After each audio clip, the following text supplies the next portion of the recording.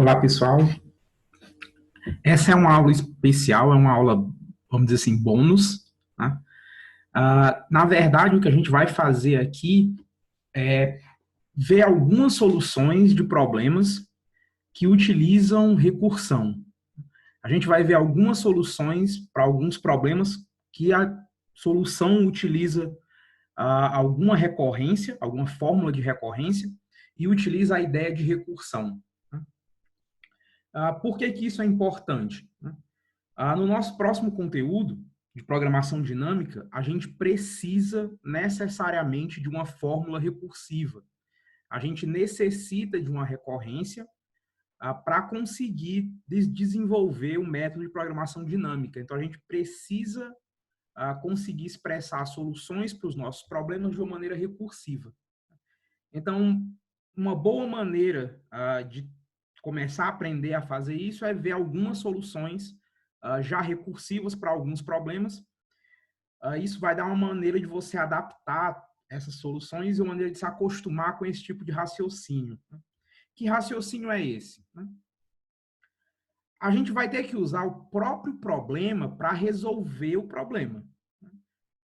A gente vai pegar, né, uma versão mais simples do nosso problema, né, uma versão menor, vai resolver essa versão menor e aí a gente vai conseguir, com isso, construir a solução para essa versão maior. O que isso implica, ou qual é a ideia que necessariamente está por trás disso aqui? É que se você tomar alguma decisão no seu problema, o que sobra, né, as decisões que sobram são exatamente o mesmo problema que você tem de início, só que feitos, né, só que restritos a uma instância menor, só que em menor quantidade, né, ou decisões tomadas em menor quantidade.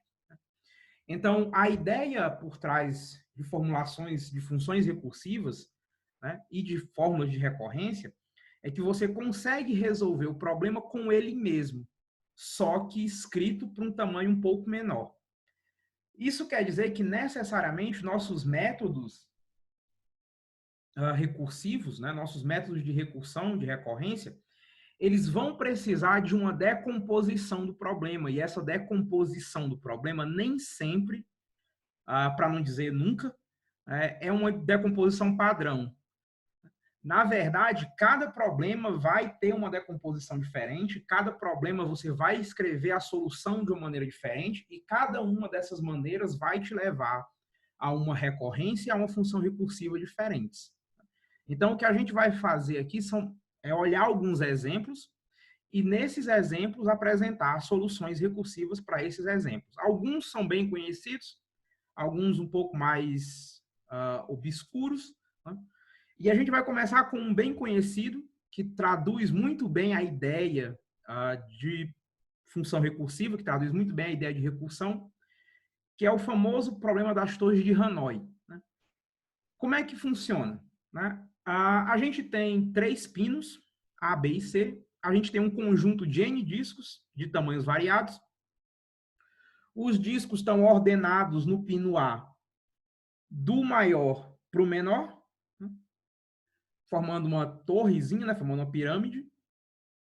A ideia é, eu tenho que passar todos os pinos, desculpa, eu tenho que passar todos os discos do pino A para o pino C, usando o pino B como auxiliar.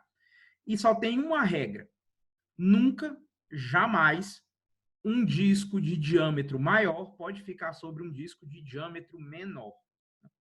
Então, você nunca pode colocar um disco maior sobre um disco menor, mas essa é a única regra que a gente tem no nosso jogo. Sem ser isso, você pode fazer qualquer coisa. Seu único objetivo é transferir toda a pirâmide de discos do pino A para o pino C. Vamos ver uma solução para isso, para um problema com 3 discos. Bem, aí eu tenho os meus discos, em vermelho, amarelo e azul. Né? O vermelho é o menor de todos, o amarelo é o intermediário e o azul é o grande. Né?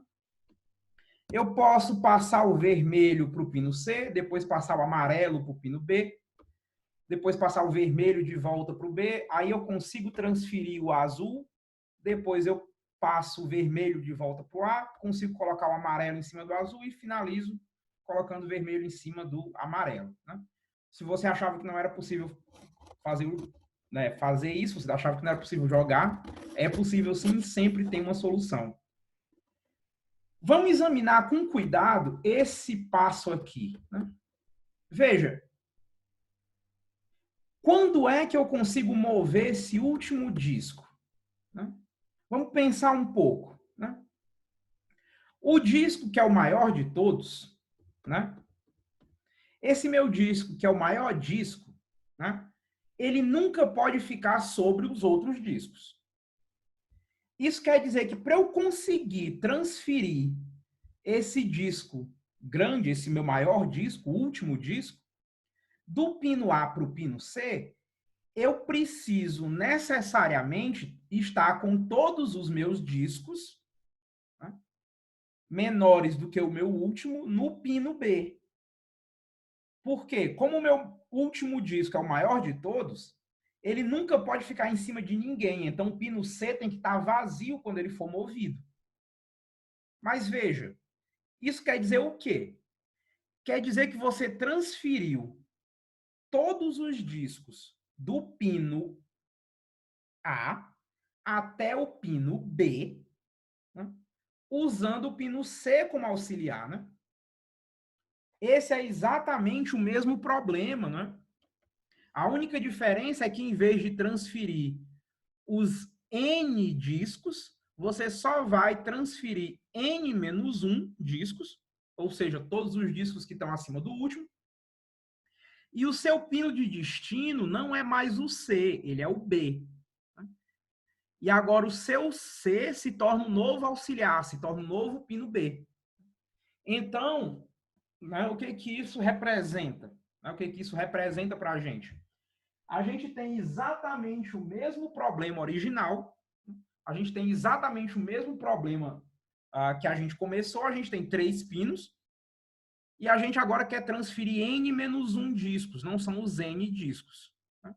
A gente pode, então, representar a solução, né, para o problema com N discos usando a solução para o problema com N-1. Como? Né? Vamos dizer que H de A, B, C e N é a solução do problema das torres de Hanoi, com N discos, começando no pino A, movendo todo mundo para o C, usando o B como auxiliar. Né? O que é o H de A, B, C, N? Né? Bem, eu primeiro tenho que mover todo mundo do pino A para o pino C, usando o B como auxiliar. Isso é o H de A, C, B, N-1. Eu depois vou mover o meu disco A, né, o meu disco do pino A para o pino C, e depois eu vou ter que mover toda essa torre de novo, né? Eu vou ter que mover toda a torre que eu coloquei em B para C. Por quê? A minha solução pede que eu mova todo mundo para o último pino. Então, eu preciso transferir toda a minha torre que estava em B para C. Como é que eu vou fazer isso? Usando a minha função recursiva, né? Eu tenho o mesmo problema. A única diferença é que agora o meu pino inicial é o B. O meu pino auxiliar é o A e meu pino final é o C. Lembra que você tem que colocar alguns casos iniciais, né? Quando você só tem um disco, né? Você sempre move ele da origem para o destino. Né? E essa é a nossa solução, essa é a primeira solução, né, para o nosso primeiro problema, o problema das torres de Hanoi. Um outro problema interessante, vamos assumir que a gente tem um robô e que esse robô ele é capaz de dar 1 ou 2 passos. A gente quer saber, então, de quantas formas o robô pode percorrer uma distância de N metros. Né? Então, o nosso robô só dá passos de 1 ou 2 metros, não tem nenhuma regra, ele pode dar vários passos de 2, vários passos de 1, alternar esses passos. Não tem nenhuma regra sobre como é que ele dá os passos, mas ele só pode dar passos de 1 e 2 metros. A gente agora quer saber de quantas maneiras ele vai conseguir percorrer uma distância de N metros. Vamos lá, vamos primeiro fazer alguns exemplos, né? Bem, para ele percorrer 1 metro só tem um jeito. Para ele percorrer 2 metros, tem dois jeitos. Ou ele vai os 2 metros de uma vez, ou então vai 1 e 1. Para ele percorrer 3 metros, a gente tem 3 jeitos, né? Ele pode ir 1, 1, 1, então ele pode ir 2 e 1, ou então ele pode ir 1 e 2. Para ele percorrer 4, de novo, a gente pode ir 1 metro, 1 metro, 1 metro, pode ir 2 metros e 2 metros, ou então fazer 1 metro, 2 e 1, 1, 1 e 2, ou 2, 1 e 1. Né? Veja que as nossas soluções para o problema, né, estão sempre sendo expressas como sequências dos números 1 e 2. Né? Cada posição indica o passo ou o tamanho do passo que o robô deu naquele momento. Vamos observar um pouco essa solução. A gente podia fazer isso com a solução do 3, mas a solução do 4 talvez fique mais clara. Vamos observar um pouco essa solução do 4. Se a gente tirar, né, o primeiro valor, né, o primeiro passo, se a gente tirar o primeiro passo que o robô dá, né, a gente pode agrupar as soluções, né, as possibilidades, para andar os 4 metros em dois conjuntos. O conjunto em que o robô primeiro dá um passo de 1 metro e o conjunto em que o robô primeiro dá um passo de 2 metros. Veja, quando o robô dá um passo de 1 metro, né, são as minhas 3 primeiras soluções. Se eu remover esse meu 1 que está marcado em vermelho, o que que aparece? O que que sobra? É exatamente a linha anterior, não é? Quando eu removo dos meus 3 primeiros valores, né, das minhas 3 primeiras sequências, que representam o que acontece quando o robô dá um passo de 1 metro no começo, o que sobra é exatamente a minha linha anterior. São as maneiras do meu robô andar 3 metros. O que faz sentido, não é? Veja, a minha última linha são as possibilidades do meu robô andar 4 metros. Isso quer dizer que se ele andou 1 metro, o que vai sobrar são as possibilidades dele andar 3. A mesma coisa com o conjunto onde o robô anda 2 metros, né? Veja, se o robô andou 2 metros, né, ele só precisa andar mais 2. Então, se eu ignoro o meu 2 em vermelho, que é o primeiro passo do robô, o que me sobra é exatamente a minha segunda linha. Então, para o meu robô, né, o número de maneiras que o meu robô tem de dar N passos, né, de caminhar N metros, a gente pode dividir essas maneiras em duas categorias ou dois tipos. O robô dá um passo com 1 metro ou o robô dá um passo com 2. Né? Quando o robô dá um passo com 1, depois ele ainda tem que percorrer N menos 1 metros. E para cada maneira que ele tem de percorrer esse N menos 1 metros, a gente tem uma maneira de percorrer os N metros, basta adicionar um 1 na frente. O outro jeito é ele percorrer 2. Mas veja, se o robô percorre 2 metros, agora ele precisa percorrer mais N menos 2 metros, e para cada um desses N menos 2 metros, a gente tem o número de maneiras que o robô consegue percorrer esses N menos 2 metros. Vamos então assumir, vamos chamar esse número de maneiras do robô percorrer os N metros de R de N. Né? Eu posso então dizer que o meu R de N, né, é igual a R de N menos 1 mais o R de N menos 2, ou seja, o número de maneiras do meu robô percorrer N metros é o número de maneiras dele percorrer N menos 1 metros, e aí ele dá mais um passo, mais o número de maneiras dele percorrer N menos 2, e aí ele dá 2 passos. Veja que isso só é verdade para os N's maiores do que 2. Né? Por quê? Né? A gente precisa de um caso inicial. Né? A gente precisa de um valor inicial para a nossa recursão. Aqui eu escolhi como valores iniciais o 1 e o 2. Então, quando n for igual a 1, a nossa recursão vale 1. Quando n for igual a 2, ela vale 2. Ok? Essa ideia de separar, né, um valor inicial e depois continuar a nossa recursão, depois desenvolver a nossa recursão separando esse valor inicial, é uma ideia que é muito comum e a gente ainda vai ver em alguns outros exemplos, né, no decorrer dessa aula. Esse daqui, por exemplo, a gente vai usar essa mesma ideia, né? Esse foi até uma questão na prova de vocês e a grande maioria acertou, então eu vou até passar por ele um pouco mais rápido. Aqui eu tenho uma sequência, né, binária de tamanho n. Essa sequência, como é binária, só pode ter zeros e uns. O que eu quero é determinar todas as sequências, o número, né, a quantidade de sequências que não possuem dois uns consecutivos. Né? Vamos fazer alguns exemplos. Vamos lá. Para as sequências de tamanho 1, eu só tenho duas maneiras. Ou ela é 0 ou é 1. Para a sequência de tamanho 2, ela pode ser 0, 0, 0, 1 ou 1, 0. As de tamanho 3 pode ser 3 zeros, 2 zeros com 1, e aí 0, 1, 0, 1, 0, 0 e 1, 0, 1. Com 4, a gente tem 8 possibilidades, são todos os zeros, o 1 variando a posição, as possíveis posições dele, né? E aí 2 uns. Veja se a gente tivesse 3 uns, obrigatoriamente 2 estariam seguidos. Ótimo, então essas são as nossas possibilidades, até uma string, né? Até uma sequência de tamanho 4. Vamos olhar de novo essa última sequência, né? Vamos olhar de novo a sequência de tamanho 4. Vamos separar de novo, né? As sequências de acordo com o primeiro valor, né? Com o primeiro elemento. Tem umas sequências que começam com 0, tem umas sequências que começam com 1, né?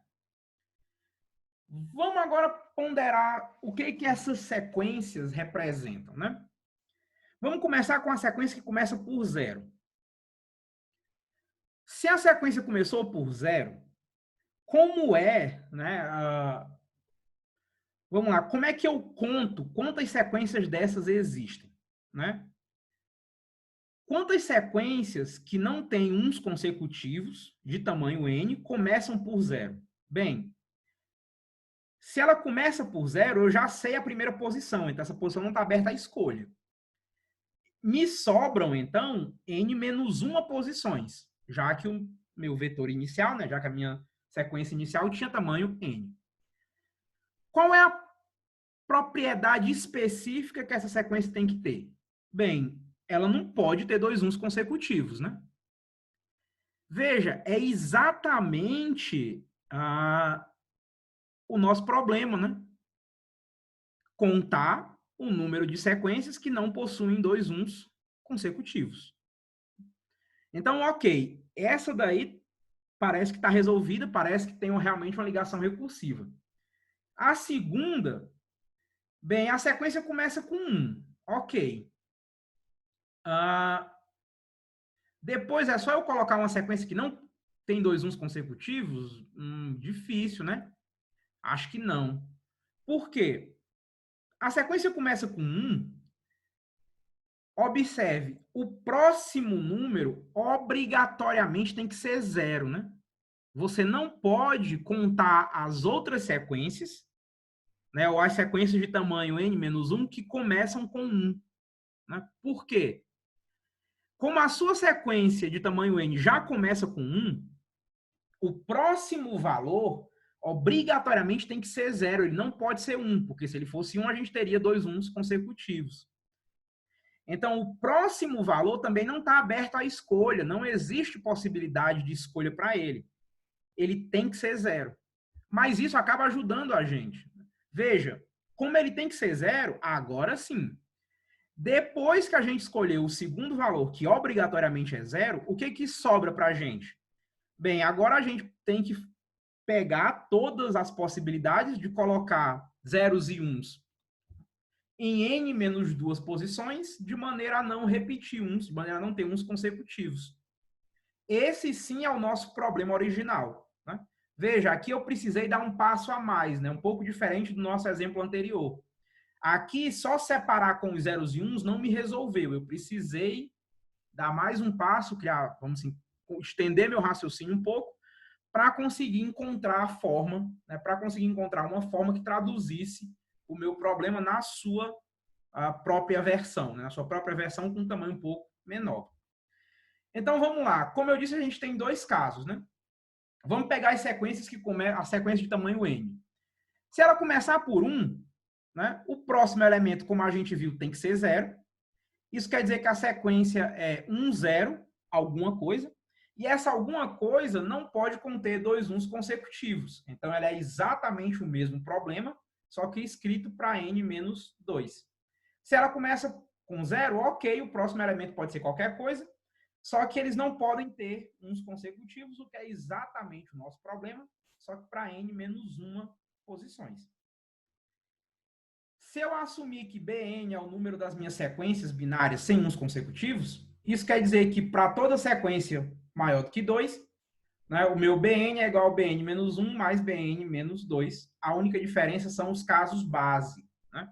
A única diferença é que para uma sequência de tamanho 2 eu tenho 3, para uma sequência de tamanho 1 eu tenho 2. Veja, a fórmula de recorrência é exatamente igual à fórmula anterior. A única diferença são as bases. Né? Os casos bases são diferentes, e essas bases diferentes implicam que os valores para essa recursão e a recursão anterior também são diferentes. Ok? Um exemplo um pouco mais... Os meus dois próximos exemplos são exemplos um pouco mais trabalhosos. Né? Aqui, vamos considerar que a gente tem os nossos números de 1 a n e a gente vai permutar esses números.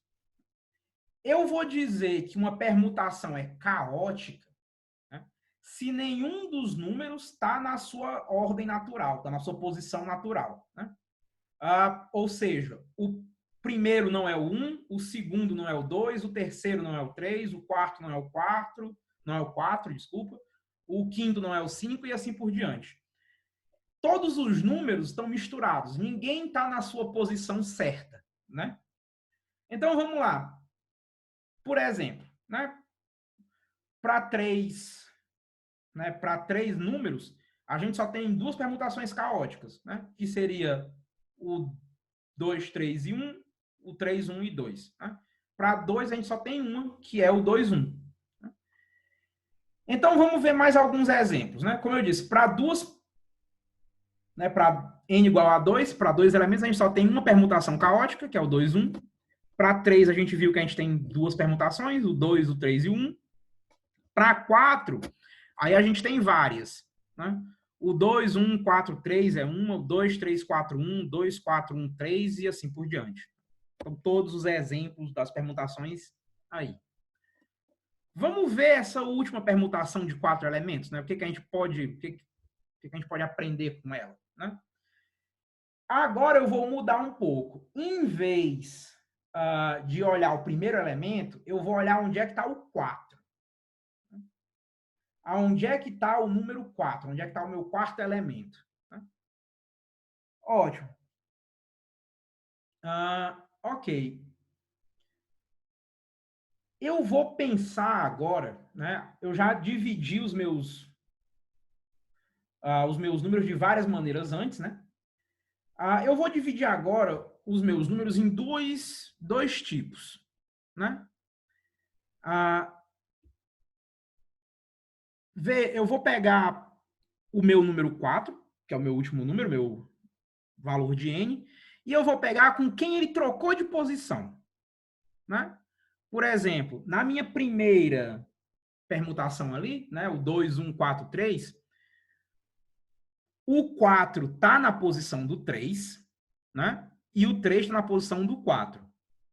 Né? Na minha segunda sequência, o 4 de novo está na posição do 3. E o 3 agora na posição do 2. Né? Na minha terceira sequência, o 4 está na posição do 2. Na minha quinta sequência, né, o 4 na posição do 3. E assim por diante. Né? Eu estou marcando, né, o cara que está na posição melhor, o número que corresponde à posição que o 4 está ocupando. Né? Por que eu vou fazer isso? Né? Vamos observar, né, o que é que acontece, né? O que é que acontece quando a gente troca o 4 exatamente de posição com alguém? Como assim? Né? Olha a penúltima sequência. Né? Eu troquei exatamente o 4 e o 1 de lugar. Né? Eu troquei exatamente as posições do 4 e do 1.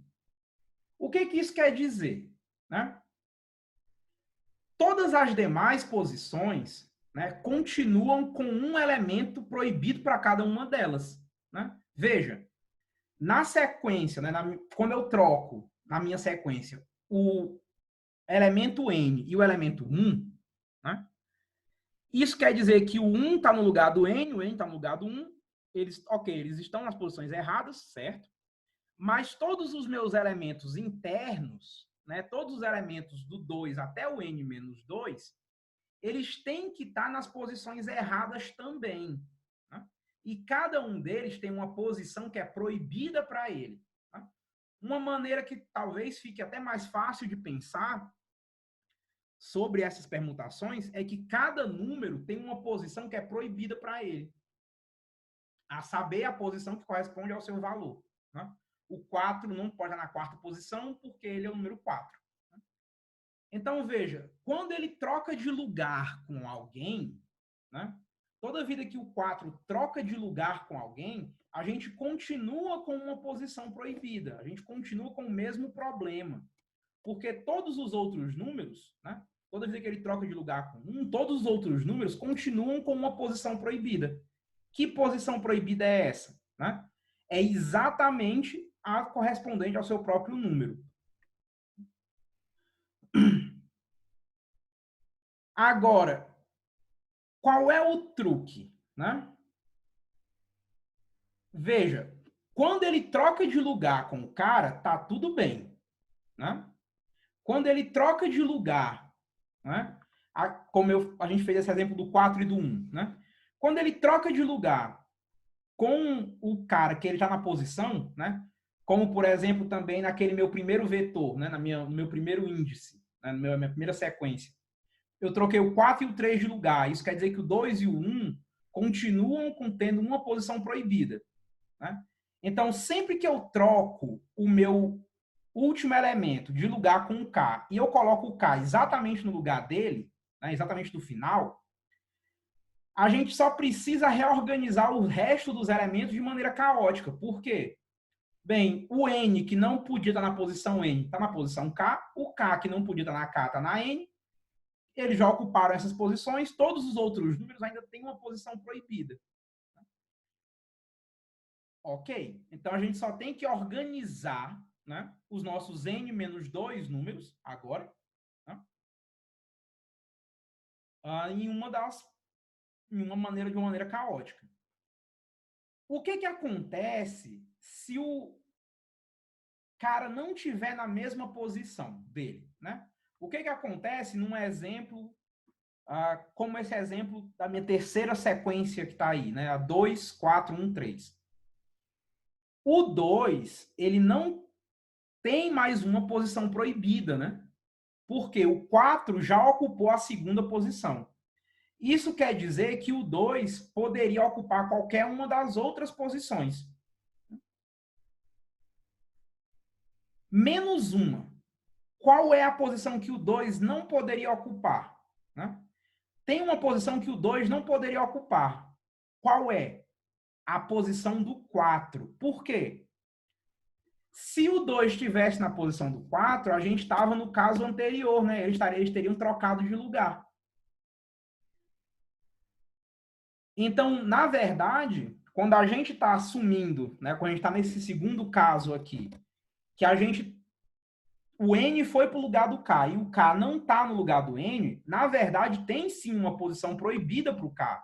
É a posição do N. Na verdade, a gente tem o mesmo problema aqui também. O 2, né, toda vez que o 4 ficou no lugar do 2, o 2 não pode ir para o lugar do 4. Porque se ele fosse, a gente estaria no caso anterior. Aqui também, nosso elemento K, ele tem uma posição proibida. Ele também tem uma posição que ele não pode estar, né? Então, veja, a gente tem exatamente o mesmo problema, novamente. Por quê? Né? Veja, todos os meus números agora têm uma posição proibida. Para quase todo mundo é a sua posição natural, para o K é a posição do N. Então, a gente tem exatamente o mesmo problema. Né? A gente tem que determinar o número de permutações aonde ninguém está no seu lugar natural e o K não está na posição do N. É como se eu estivesse renomeando o K para N. Esse é exatamente o mesmo problema que a gente tinha antes, né? Todos os nossos números nas permutações caóticas têm uma posição proibida. Aqui também, todo mundo tem uma posição proibida. A única diferença é que a posição proibida do K não é a dele, é a do N. Né? Veja que a gente pode escolher o K nessa brincadeira de N-1 maneiras distintas. Então, se a gente chamar C de N o nosso número de permutações caóticas, a gente pode escolher de N-1 maneiras distintas, esse K, e aí toda vida que eu escolher esse meu K, eu vou dividir o número de possibilidades em duas. Tem o caso em que o N troca de lugar com K, tem o caso em que eles não trocam de lugar. Quando eles trocam de lugar, a gente tem que organizar os outros N-2 elementos de maneira caótica. Quando eles não trocam, a gente tem que reorganizar N-1 elementos de maneira caótica. Por quê? O primeiro elemento, né, o elemento K, não pode ocupar a posição do N. Novamente, a gente tem que ter dois casos base. Veja, essa recursão ela tem duas chamadas. É necessário dois casos base. Aqui eu escolhi como casos base 1 e 2. Bem, não existe uma permutação caótica com um elemento, porque o 1 sempre está no primeiro da primeira posição. E só tem uma permutação com dois elementos, a gente viu que era A2, 1. Ok? E o meu último exemplo. Vamos pensar em quantas maneiras a gente consegue parentizar uma expressão numérica. Né? Aqui eu coloquei o meu exemplo com a soma, mas poderia ser qualquer conjunto de operações. Mas vamos pensar de quantas maneiras a gente consegue parentizar essa expressão. Né? Vamos ver alguns exemplos. Se a gente tivesse um operador só, né? Tivesse só uma soma, só tem um jeito. Né? Se a gente tivesse duas, bem, eu podia primeiro parentizar o x e o y, ou então primeiro parentizar o y e o z. Veja, eu não posso trocar as minhas variáveis de ordem. Né? A ordem tem que ser respeitada. Se eu tivesse três operadores, né? Aí eu tenho um pouco mais de maneira de fazer isso, eu tenho 5. E vamos observar o que acontece quando eu tenho esses meus 3 operadores de soma, né? Esses meus 3 mais. Vamos olhar para a minha última operação, né? Ou melhor, para o parêntese que marca a minha última operação. Né? Por exemplo, a minha última operação a ser feita aqui, na minha primeira sequência, é a soma do resultado de x mais y com z mais l. Né? Na minha segunda sequência, a última operação é aquela última soma depois do parêntese vermelho, que representa a soma de x mais y, que depois é somado com z. Né? Da mesma maneira, a minha próxima sequência, a minha última soma é aquela soma mais L. Na minha sequência de baixo, na minha primeira sequência de baixo também, a primeira soma é o x mais a resposta daquela minha parentização. Agora, veja,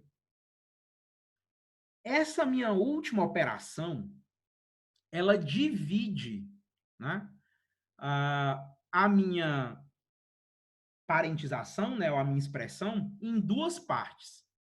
Né? Especialmente a parte que está em vermelho e a parte que está em preto. O que é que tem de especial na parte que está em vermelho? Observe, a parte que está em vermelho, se você pegar a minha primeira parentização com 3 operadores, ela é exatamente as formas de parentizar um operador só. Se você pegar as outras duas, né, a segunda e a terceira forma de parentização, elas são exatamente as maneiras de parentizar 2 operadores. Né? Maneiras essas que se repetem depois na minha quarta e quinta. Por quê? Veja, o meu último operador, né, a minha última operação feita, ela divide a minha expressão numérica em 2 partes. Quando ela faz isso, os operadores também são divididos. Né? Por exemplo, na minha primeira sequência, eu tenho um operador que ficou na parte vermelha e um operador na parte escura, na parte preta. Na minha segunda, eu tenho 2 operadores na parte preta, assim como na minha terceira, e aí na minha quarta e quinta eu tenho 2 operadores na parte preta. O meu último operador, ele divide os operadores restantes em 2 partes. Então, vamos imaginar, né, que a gente sabe calcular esse número de parentizações. Esse número é P de N. Vamos imaginar, então, que a gente tem o nosso último operador. Que esse último operador é o operador Q. Né? Vamos imaginar que a gente ordenou todos os nossos operadores e a gente tem o último operador e esse último operador é o operador Q. Ele vai dividir, então, a nossa expressão numérica em 2 partes. A primeira parte vai ter Q menos 1, ou melhor, K menos 1 operadores. A segunda parte vai ter N menos K operadores. Exatamente como está aqui no meu exemplo do 3. Né? Alguns operadores vão ficar na parte vermelha, alguns operadores vão ficar na parte preta. Para todas as maneiras de você parentizar a parte vermelha, você pode parentizar a parte escura, a parte negra, também de uma forma diferente. Então, o número de maneiras de fazer essa parentização é o número de maneiras de eu parentizar a parte vermelha vezes o número de maneiras de eu parentizar a parte escura, a parte preta. De quantas maneiras eu posso parentizar a parte vermelha, assumindo que ela seja a primeira? Né? De P de K menos 1. Por quê? P de N não é o número de maneiras de parentizar uma expressão com N operadores? Se o meu último operador for o K, do lado vermelho vai sobrar, assumindo que ela é a primeira, né, vai sobrar P de K menos 1, o número de maneiras de eu parentizar K menos 1. O que sobra na parte escura? Ora, sobra N menos K operadores. Então, a gente vai ter P de N menos K maneiras de parentizar essa expressão com esse número de operadores. O número de maneiras total, né, da gente parentizar essa expressão, sendo que K é o último operador, é o produto de P de N menos K vezes P de K menos 1. O número de maneiras de se parentizar a primeira parte e depois parentizar a segunda. Veja, eu posso escolher o K de N maneiras. Né? K pode ser qualquer um dos meus N operadores. Isso quer dizer que eu tenho que somar, né, todas essas minhas quantidades de parentizações. O meu produto, P de N menos K vezes PK menos 1, me dá o número de maneiras de parentizar quando K é o último. Eu estou variando o meu K pode ser qualquer operador entre o primeiro e o último, entre o 1 e o N. Logo, eu tenho que somar todas essas possibilidades. Para minhas contas ficarem certas, né, eu vou assumir que se você não tem nenhum operador, você ainda pode parentizar isso de uma maneira. Né? Porque, veja, o meu primeiro termo ali normalmente vai ser um zero. Se eu deixasse ele como zero, ele ia zerar toda a minha expressão. Para que isso não aconteça, eu vou colocar ele como 1. Né? Exatamente o que acontece quando o x está sozinho. Né? Quando o x está sozinho, eu tenho que contabilizar, né, as maneiras de parentizar o restante das minhas operações. Se eu tivesse colocado zero, isso não seria contabilizado corretamente. Ok? Bem, pessoal, isso foi mais uma lembrança de alguns exemplos de recursão, né, para vocês já irem aquecendo para a programação dinâmica. E é isso, pessoal. Eu vejo vocês na nossa próxima aula.